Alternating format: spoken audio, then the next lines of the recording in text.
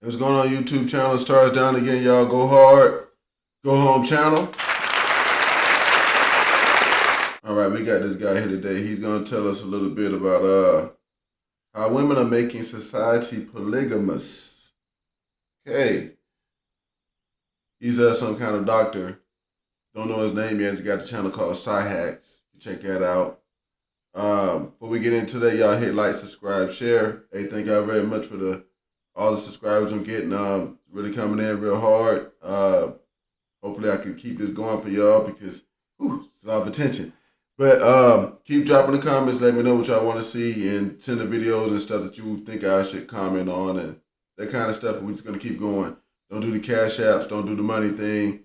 Just subscribe, share, and send in the stuff that you like, and we're going to talk about it. But right now we're gonna talk about this. And I like to do a lot of different videos, especially with surrounding like manosphere type issues. This guy's part of the manosphere. But this thing is like you got a black manosphere and a white manosphere, and I don't think there's any reason for that because they got the same issues. This guy's about to cover some of the same issues that you hear in the black manosphere because it's not a black or white thing. It's a man thing. So let's get into this and see what he's got to say.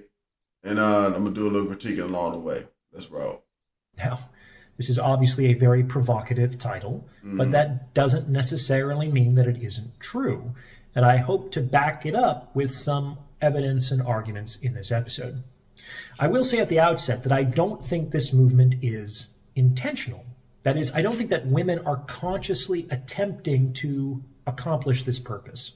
This is an epiphenomenon that emerges out of the data en masse, kind of like how a wave emerges out of the movements of individual particles, none of which are particularly wave-like. None of the molecules has any awareness that it is contributing to the wave, but the wave arises out of the molecules nonetheless.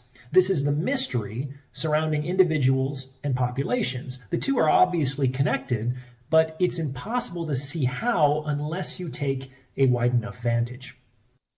Zoom is great to interact on a call, but when it comes to doing podcasts, you have to be using Riverside. What are you doing if you're not? And of course, before I lay out my arguments, please be sure to like this episode and subscribe to this channel. It takes less than a second, costs you nothing, and it's also a way for you to be a part of something much larger than yourself. So, do the thing.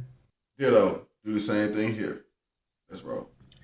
Now, to understand why this is happening, why women are making society polygamous, you have to first understand that women today are absolutely crushing it.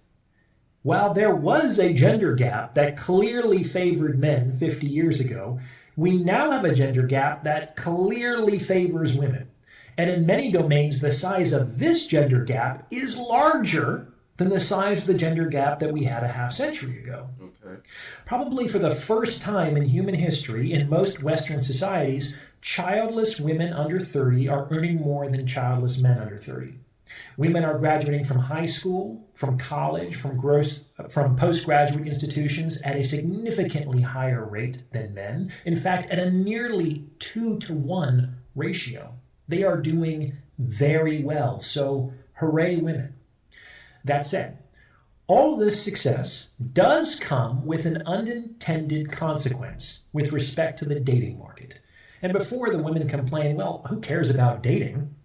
Let me just say that you should care about dating because unless you want to go back to your father choosing your husband for you, this is pretty much the only pathway to long-term relationships, marriage, and children, which are things I often hear women caring about. So problems with dating will have important downstream consequences.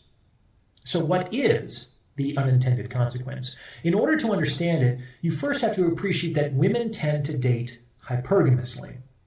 For those of you who have never heard this term before, hypergamy is the tendency to date across and up status hierarchies. To put it simply, women want a man who is at least as good as her, if not better. Okay. I'm going to state this right here several times myself. And I don't even think women should go down. I don't think they should go down. They should Go straight across or up. The reason why I feel that way is because they shouldn't take less, because they're the ones who are going to have the babies and all the other good stuff. So you ain't got time for somebody playing catch up. It's the way I see it now. Other people might think it's different, but let him keep rolling. And better, of course, is how women choose to define it, because it's for the cat to decide which milk is good. However, with respect to some very obvious metrics, women tend to marry men who are older, taller, stronger, higher status, and higher earning.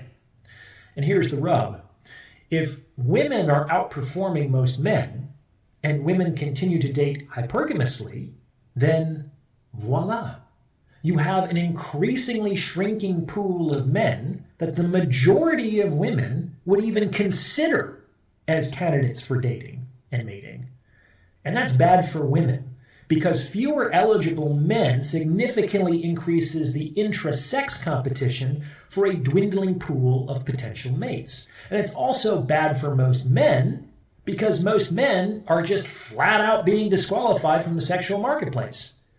On the other hand, if you are a top 10% man, a top 5% man, wow, is it a time to be alive? And why is that? Because all of these beautiful, high-achieving, intelligent, successful women are competing for you, one of a smaller and smaller subset of men. And the men at the top of these status hierarchies are just having a lot of sex with a lot of different women, and this phenomenon is accelerating at a fantastic rate. Okay, now I agree with what he's saying right now. And this is one thing I want to put out to the group, the guys, especially the younger guys that's paying attention, that's watching the shows and stuff.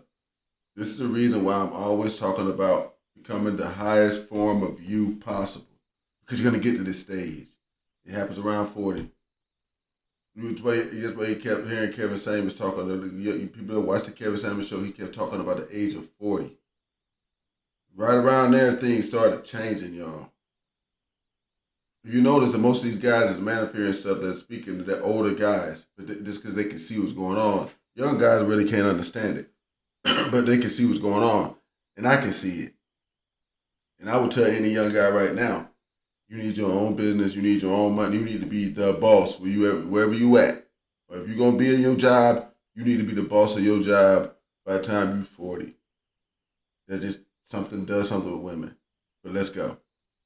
In the last 10 years, the number of sexual partners that the average man has had has remained the same. However, over that time, according to the General Social Survey, the number of men under 30 who had no sex in the past 10 years, and in the past year, has tripled from 10% to nearly 30%. This means that one in three young men have absolutely zero presence in the sexual marketplace. On the other hand, only roughly 1 in 6 women in that age group reported the same thing. Okay, and here's why I take some issue with some of this. Okay, I can agree with those numbers, but I got to put some of that off on some of the guys. Okay, now we know that the women date across are up, and guys are trying to date across are up, and that's not really going to work that way for you. Guys got to date across or down, and when you dating across, it's going to be harder than dating down. So if the guys are only going to stay at certain jobs and do certain things, they're only going to get certain women, and they're going to have to start accepting that too. That's one of the problems I have with the manosphere. And it's one of the things I got with arguments like this too, but hey, that's the world. This creates a correspondence of roughly 5 women for every 4 men. And that assumes an even distribution across the remaining participants, which is absolutely not the case. The top performing men are not only having more sex with more women, they're having a lot more sex with a lot more women. So what does this mean? Well, if you put 2 and 2 together, it means that society is becoming increasingly polygamous, in which a smaller and smaller subset of men are enjoying a larger share of the sexual access to all women. Now, I'm not a doctor, so I can't really, I guess, disagree with his thing based on science. But I don't think this just started. Women have always chosen up. He even said so that he said this himself. The polygamous. He said that in the beginning of the video. So we've always already known this. I think what's happened is a lot of guys have not tried to become high performers like he's talking about now. He's talking about the top performing men, but we're not talking about the guys that are not trying to become that. And if you're not that, it's the same. This didn't change since high school. The top performers in high school got the most girls. To put that 5-to-4 ratio another way, this means that 20% of women under 30 are currently in a polygamous relationship, whether they're aware of it or not. This situation is not conscious or intentional, but the data back it up. And just to be clear, this is not something men are doing. This is not something that men are forcing on women. Why? Well, in the first place, you have to remember that more men are getting less sex than they had 10 years ago. So if this is a conspiracy on the part of men, they're doing a really bad job of it. And in the second place, women are gatekeepers of sex. These women are not having sex with a smaller subset of men against their will. It's the women who are functionally voting with their feet that it's either these men or no men at all for me, thanks. And what's the likelihood that any one of these top men who now have historically unprecedented sexual access to women, what's the likelihood that one of these top men is going to exclusively commit to any one of these women? I would say that it becomes increasingly smaller. So this is one of the unintended consequences of women's recent success. And what are the solutions? Well, we know that there are several bad or unlikely ones, including reactionary social movements that relegate women to traditional gender roles, or asking women to date and mate with men who are less desirable to them. Mm-hmm. I mean, neither of those things is going to happen. So, to be honest, the best solution that I can come up with is to really support men. Like, to support men with at least as much vigor and enthusiasm as we currently support women. So that the pool of desirable men continues to grow rather than shrink for many years to come. Okay.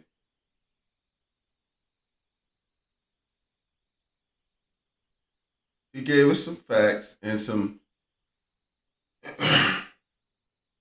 deals, but here's my deal, okay?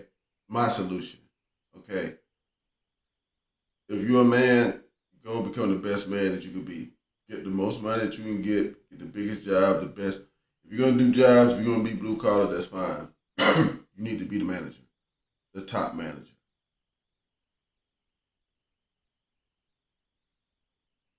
He explained that polygamy thing, but he's taking it off of the guys themselves. And y'all going to have to do some more work. This is what that is.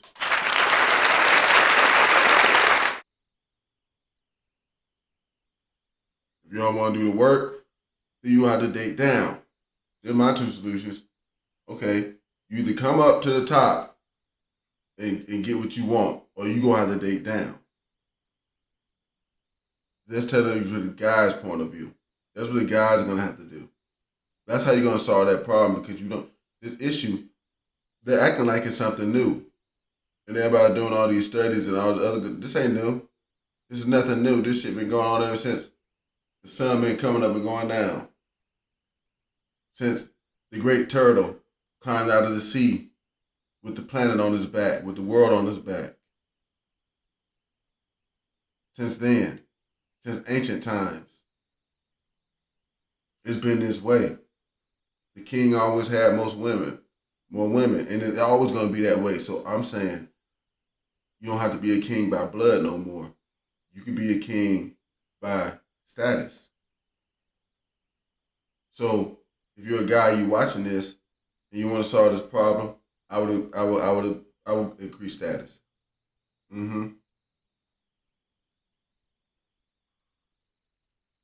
Yeah. But I don't think that women are making society polygamous. It's always been that way if you got money.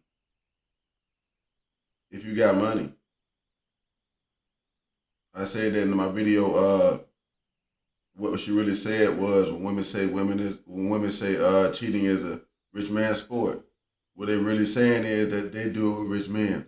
They don't mind the polygamy with rich men, or guys that are higher status, but they're not gonna do it with the lower status ones. So you can't be the low man on totem pole and want that, guys. I'm sorry. He made it sound real nice, but it ain't what it is. So y'all drop the comments, hit like, subscribe, share, let me know what y'all think. But I agree with some of the stuff that dude said, but a lot of it's on more guys. So this been Tars Down, and y'all go hard, go home channel. Y'all let me know what y'all think, and I'm out of here.